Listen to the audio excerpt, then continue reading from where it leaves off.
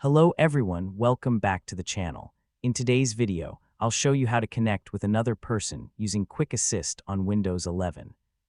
Quick Assist is a useful Windows feature that allows you to provide or receive remote assistance from someone you trust. First, click on the Start button and search for Quick Assist.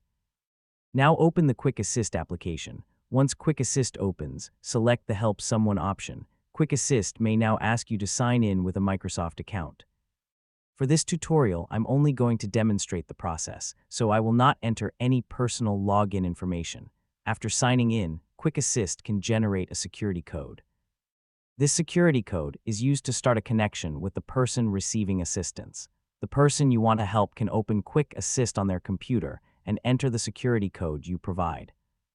Once the code is entered, a connection request can appear on the assisting computer. The person receiving help can then follow the instructions on their screen and approve the connection. After the connection is approved, the assistant can view or interact with the other computer, depending on the permissions provided.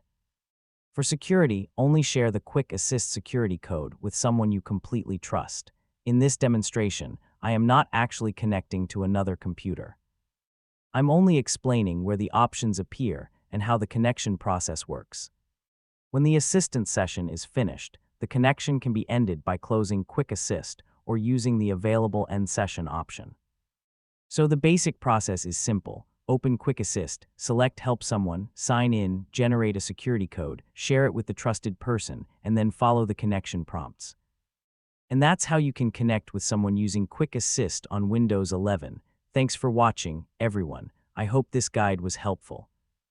If you enjoyed this tutorial, please like the video, subscribe to the channel, and stay tuned for more easy Windows tutorials. Thanks for watching, and I'll see you in the next video.